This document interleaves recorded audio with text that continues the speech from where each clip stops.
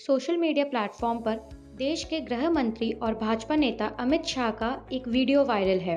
आम आदमी पार्टी नेता अरविंद केजरीवाल ने एक्स पर वीडियो पोस्ट करते हुए लिखा, देखिए कैसे अमित शाह जी संसद में बाबा साहेब अम्बेडकर का मजाक उड़ा रहे हैं। इन बीजेपी वालों को इतना अहंकार हो गया है कि किसी को कुछ नहीं समझते। अभी एक फैशन हो गया है, अम्बेडकर अम्बेडकर अम्बेडकर अम्बेडकर अम्बेडकर अम्बेडकर। इतना नाम अगर भगवान का लेते तो 7 जन्मों तक स्वर्ग मिल जाता। कांग्रेस नेता सुप्रिया श्रीनेत ने लिखा कि बाबा साहेब का ये अपमान सिर्फ और सिर्फ वो आदमी कर सकता है जिसको उनके संविधान से चिढ़ है और जिसके पुरखों ने शोषित वंचितों के मसीहा बाबा साहेब के पुतले जलाए थे। आखिर इन संघियों को बाबा साहेब के नाम तक से इतनी तकलीफ, इतनी घृणा क्यों है? इस तरह का दावा कांग्रेस नेता सुरेंद्र राजपूत, आरजेडी नेता तेजस्वी यादव, नेहा सिंह राठौर समेत कई यूजर्स ने किया है। अपनी पड़ताल में हमें पता चला कि यह वीडियो राज्यसभा में भारत के संविधान की 75 वर्षों की गौरवशाली यात्रा पर चर्चा का है। अमित शाह ने अपने इस संबोधन में संविधान को लेकर कांग्रेस पार्टी पर सवाल उठाए थे।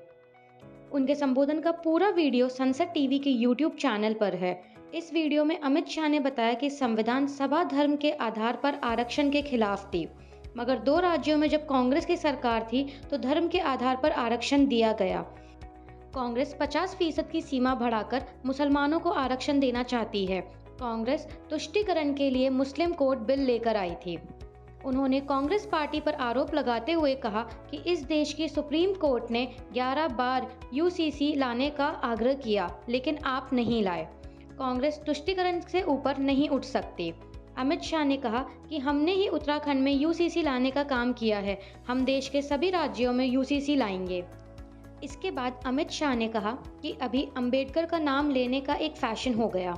इतना नाम अगर भगवान का लेते तो 7 जन्मों तक स्वर्ग मिल जाता। अमित शाह ने कहा कि हमें तो आनंद है कि अंबेडकर का नाम लेते हैं।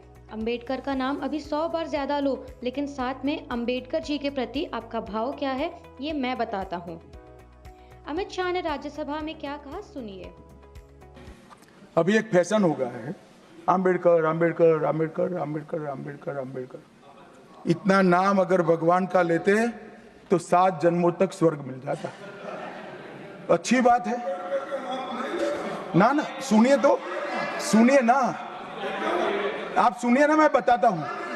हमें तो आनंद है कि अंबेडकर का नाम लेते हैं। अंबेडकर का नाम अभी 100 बार ज्यादा लो, परंतु सच अर्थ में अंबेडकर जी के प्रति आपका भाव क्या है ये मैं बताता हूं। मान्यवर, अंबेडकर जी को देश की पहली कैबिनेट से इस्तीफा क्यों दे दिया?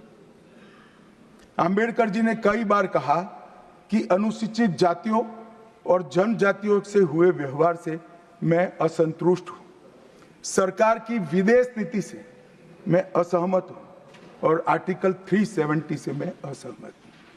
इसलिए वो छोड़ना चाहते थे। उनको आश्वासन दिया गया, आश्वासन पूरा नहीं हुआ।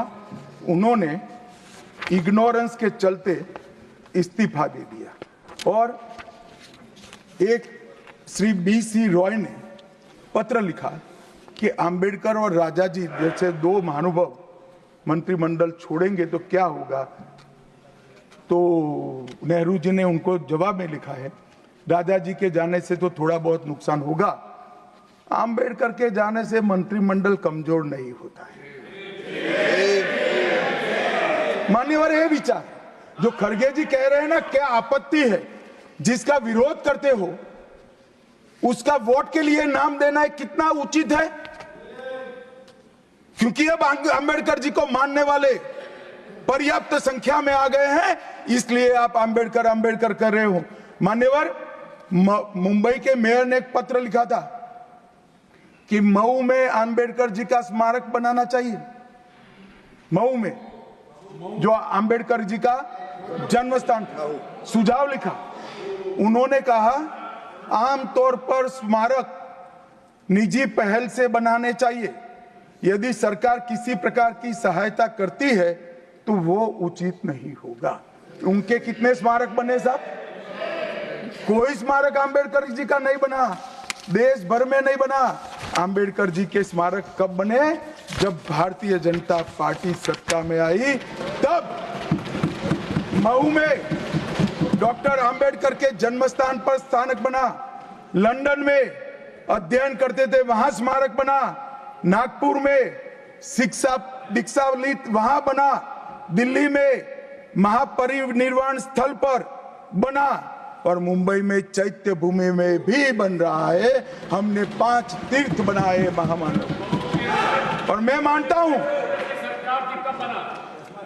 मान्यवर, मैं मानता हूं कि अंबेडकर जी के सिद्धांतों पर चलना नहीं और वोट के लिए उनकी गुहार लगा देना। 14 अप्रैल को राष्ट्रीय समरसता दिवस घोषित किया हमने, 26 नवंबर को संविधान दिवस घोषित किया। उस वक्त भी इसका विरोध कांग्रेस के वरिष्ठ नेताओं ने किया। हमारी पड़ताल में स्पष्ट है कि अमित शाह ने राज्यसभा में बाबा साहेब अम्बेडकर का अपमान नहीं किया था, बल्कि उन्होंने बताया कि देश की आज़ादी के बाद से ही कांग्रेस ने अम्बेडकर का अपमान किया है और सिर्फ वोट बैंक के लिए उनका नाम लेती है।